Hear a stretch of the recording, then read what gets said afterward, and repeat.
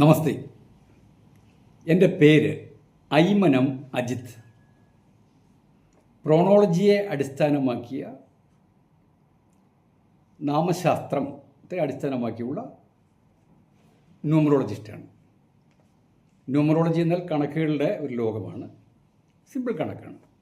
പക്ഷേ ഇംഗ്ലീഷ് അക്ഷരമാലയിലെ ഓരോരോ ലെറ്റേഴ്സും ശരിയാം വണ്ണം അടുക്കി മുന്നോട്ട് പോയി കഴിഞ്ഞാൽ പേരുകളിൽ പുരോഗതി ഉണ്ടാകും എന്നുള്ളതിന് ധാരാളം തെളിവുകൾ ഇതിനു മുൻപുള്ള വീഡിയോസിൽ അവതരിപ്പിച്ചിട്ടുണ്ട്. എത്രയോ സെലിബ്രിറ്റീസിനെ കുറിച്ച് പറഞ്ഞിട്ടുണ്ട്, രാജ്യങ്ങളുടെ കാര്യമൊക്കെ. ഈ ശാസ്ത്രശാഖ എല്ലാവർക്കും ഇന്നും മനസ്സിലായിട്ടില്ല, ഡെവലപ്പ് ചെയ്തു വരുന്നു. അനുഭവങ്ങളിലൂടെയാണല്ലോ പല കാര്യങ്ങളും നമ്മൾ ഗ്രഹിക്കുന്നതും നമ്മുടെ നിത്യജീവിതത്തിൽ അപ്ലൈ ചെയ്യുകയും ചെയ്യുന്നത്. 7 എന്ന സംഖ്യയെക്കുറിച്ച് എപ്പോഴും എനിക്ക് ഒരു ബുദ്ധിമുട്ടുണ്ട്. എത്രയോ എണ്ണം, എത്രയോ 7 ബന്ധപ്പെട്ട എത്ര വീഡിയോസ് നമ്മൾ ചെയ്തിരിക്കുന്നു. ഞാനായിട്ട് വരച്ച് വെച്ചിട്ടാണ് അല്ല. 7ൻ്റെ ദുരിതം ഇങ്ങനെയുണ്ട്. 7കാരോടായിട്ട് എനിക്ക് പറയാനുള്ളത്, മറ്റുള്ളവരുടെ കാര്യത്തിൽ ഇടപെടാതിരിക്കുക, മറ്റുള്ളവരെ ക്രിട്ടിസൈസ് ചെയ്യാതിരിക്കുക. അങ്ങനെ ചെയ്യാതിരിക്കാൻ പറ്റത്തില്ല. നിങ്ങളെ കെടുതി ഇങ്ങനെ വിളിച്ചുകൊണ്ടിരിക്കും.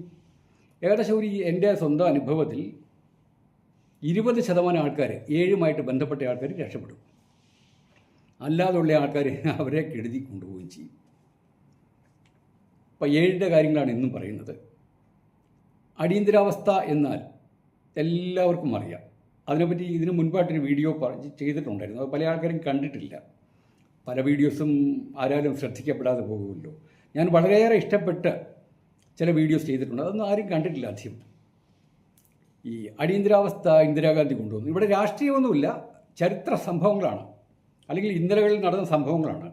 അല്ലാതെ ആരെയും വ്യക്തിപരമായിട്ട് നമ്മൾ നിശ്ചിതമായിട്ട് വിമർശിക്കുന്നതേ ഇല്ല. പിന്നെ ചില ആൾക്കാർക്ക് ചില ഇസമുണ്ട്.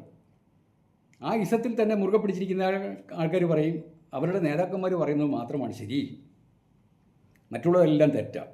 എന്നാൽ ആ അണികൾ ചിന്തിക്കണ്ടേ, എൻ്റെ നേതാക്കന്മാരെല്ലാം മികച്ച രീതിയിൽ രക്ഷപ്പെട്ടു പോയി.